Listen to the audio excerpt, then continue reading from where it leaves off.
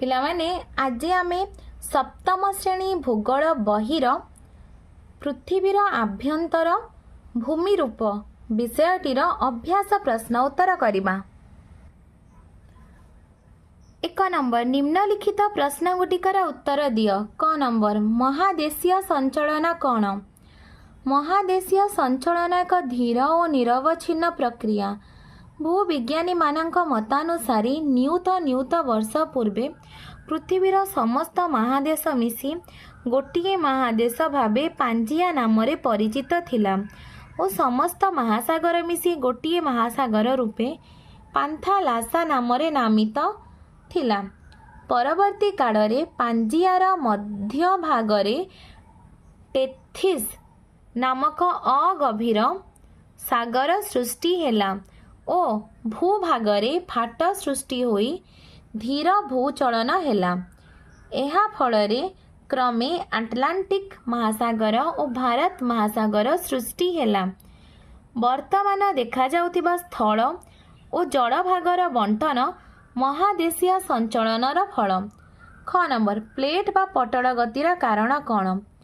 ଅଶ୍ମମଣ୍ଡଳ କେତେଗୁଡ଼ିଏ ବିଶାଳ ପଟଳ ବା ପ୍ଲେଟ୍ରେ ବିଭକ୍ତ ହୋଇଛି। ଅଶ୍ମମଣ୍ଡଳ ନିମ୍ନାଂଶରେ ଅର୍ଦ୍ଧ ତରଳ ଶିଳା ବା ମାଗ୍ମା ଗତିଶୀଳ ହୋଇଥିବାରୁ ଅଶ୍ମମଣ୍ଡଳୀୟ ପଟଳର ଗତି ସମ୍ଭବ ହୋଇଛି। ଗ ନମ୍ବର ସ୍ଥାନୀୟ ଭାବେ ଭୂମିକମ୍ପର ପୂର୍ବାନୁମାନ କିପରି କରାଯାଏ? ଉତ୍ତର ସାଧାରଣତଃ ପଶୁପକ୍ଷୀମାନଙ୍କ ବ୍ୟାବହାରିକ ପରିବର୍ତ୍ତନକୁ ଲକ୍ଷ୍ୟ କରି ସ୍ଥାନୀୟ ଭାବେ ଭୂମିକମ୍ପର ପୂର୍ବାନୁମାନ କରାଯାଇଥାଏ। ଯଥା ପୁଷ୍କରିଣୀରେ ମାଛ ଆନ୍ଦୋଳିତ ହେବା, ସାପ ଗାତରୁ ପଦାକୁ ବାହାରି ଆସିବା, ଗାଈ ଗୋରୁମାନେ ହଠାତ୍ ବୋବାଳି ଛାଡ଼ିବା। ଘ ନମ୍ବର ସ୍ଥରଚ୍ୟୁତି କାହାକୁ କୁହାଯାଏ? କେତେକ ଆଭ୍ୟନ୍ତରୀଣ ଶକ୍ତି ପ୍ରଭାବରେ ଶିଳାସ୍ତର ଉଭୟ ଦିଗରେ ଟାଣି ହୋଇ କ୍ରମେ ଫାଟ ସୃଷ୍ଟି ହୁଏ। ଫାଟର ଉଭୟ ପାର୍ଶ୍ୱରେ ଥିବା ଶିଳାସ୍ତରରେ ଚଳନ ହୋଇ କୌଣସି ଅଂଶ ଉପରକୁ ବା ତଳକୁ ଚାଲିଯାଏ।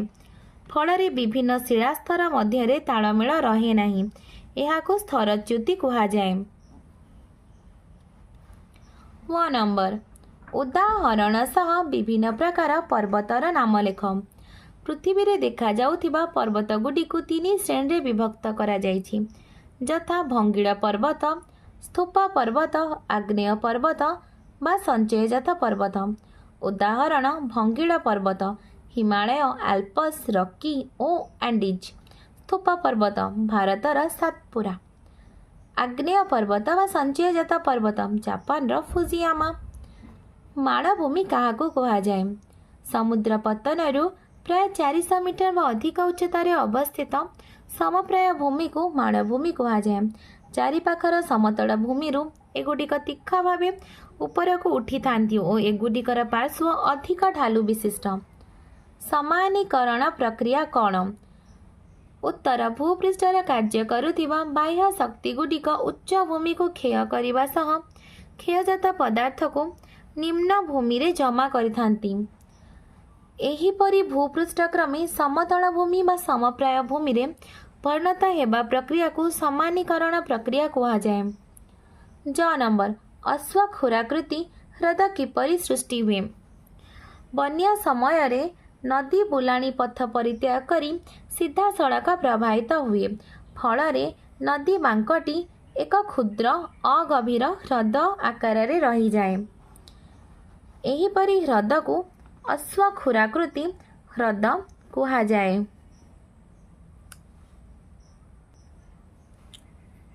ଝ ନମ୍ବର ଗ୍ରାବ ରେଖା କ'ଣ? ହିମବାହ ବୋହି ଆଣୁଥିବା ଭିନ୍ନ ଭିନ୍ନ ଆକୃତିର ଶିଳାଖଣ୍ଡକୁ ଏହାର ପାର୍ଶ୍ୱ ତଥା ଅଗ୍ରଭାଗରେ ଜମା କରିଦିଏ। ଏହି ସଞ୍ଚିତ ଭୂମି ରୂପକୁ ଗ୍ରାବ କୁହାଯାଏ। ଏଗୁଡ଼ିକ ହିମବାହର ପାର୍ଶ୍ୱରେ ରେଖା ସଦୃଶ ଲମ୍ବି ରହିଥିବାରୁ ଏଗୁଡ଼ିକୁ ଗ୍ରାବରେଖା କୁହାଯାଏ। ନିୟ ନମ୍ବର ବାଲୁକା ସ୍ତୂପ କିପରି ସୃଷ୍ଟି ହୁଏ?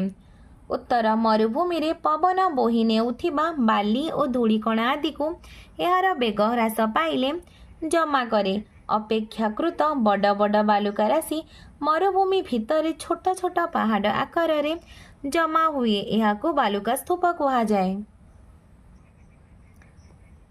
ଠିକ୍ ଉତ୍ତରଟି ବାଛି ଲେଖ। ଆଇ ନମ୍ବର କେଉଁଟି ଏକ ଦ୍ୱିତୀୟ ଶ୍ରେଣୀ ଭୂମିରୂପ? ମହି ସୋପାନ। ଡବଲ ଆଇ କେଉଁଟି ପୃଥିବୀର ତ୍ୱରିତ ଚଳନ ଯୋଗୁଁ ହୋଇଥାଏ? ଅଗ୍ନି ଉଦ୍ଗୀରଣ। କେଉଁ ନଦୀଟି ଏକ ଗ୍ରସ୍ତ ଉପତ୍ୟକା ଦେଇ ପ୍ରବାହିତ ହେଉଛି? ନର୍ମଦା। ଆଇଭି ଉତ୍ତର ଆମେରିକା କେଉଁ ପୁରାତନ ଭୂଖଣ୍ଡର ଅଂଶ ଥିଲା? ଅଙ୍ଗାରାଲ୍ୟାଣ୍ଡ। ଭୂମିକମ୍ପ ଉତ୍ପତ୍ତି ସ୍ଥଳକୁ କ'ଣ କୁହାଯାଏ? କେନ୍ଦ୍ର। ଭିଆଇ ଅଶ୍ୱ ଖୁରାକୃତି ହ୍ରଦ କେଉଁଠି ଦେଖାଯାଏ? ନଦୀ ଉପତ୍ୟକା। ଛତୁଶିଳା କାହା ଦ୍ୱାରା ସୃଷ୍ଟି ହୁଏ? ପବନ। କେଉଁଠି ସାମୁଦ୍ରିକ ତରଙ୍ଗ ଦ୍ୱାରା ସୃଷ୍ଟି ହୁଏ? ବେଳାଭୂମି। ପଟୁ ବ୍ୟଜନ ପାହାଡ଼ର କେଉଁ ଅଂଶରେ ସୃଷ୍ଟି ହୁଏ? ପାଦଦେଶ।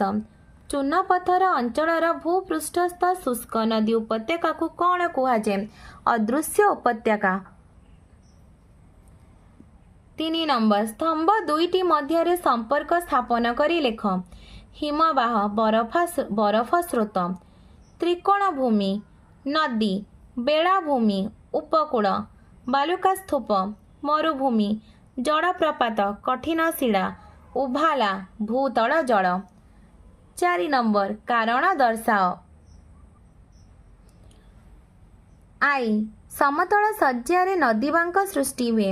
ଉତ୍ତର ସମତଳ ଶଯ୍ୟାରେ ଢାଲୁ କମ୍ ଥିବାରୁ ନଦୀ ସ୍ରୋତ ଧୀର ହୁଏ।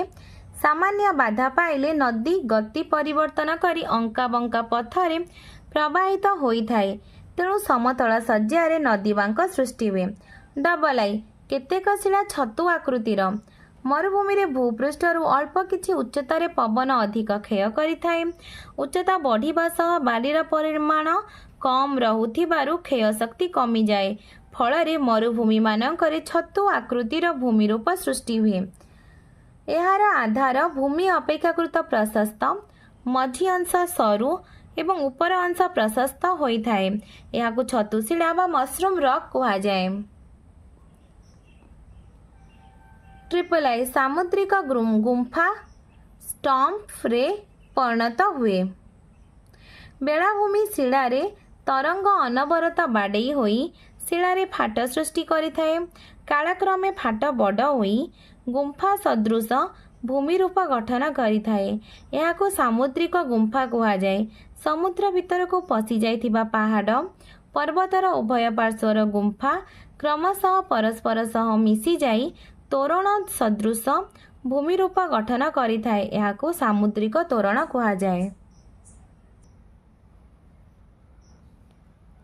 ତୋରଣର ଉପର ଅଂଶ ସମ୍ପୂର୍ଣ୍ଣ କ୍ଷୟ ହୋଇଗଲେ ଏକ ପ୍ରାଚୀର ସଦୃଶ ଭୂମିରୂପ ସମୁଦ୍ର ଭିତରେ ରହିଯାଏ। ଏହାକୁ ଷ୍ଟାକ୍ କହନ୍ତି।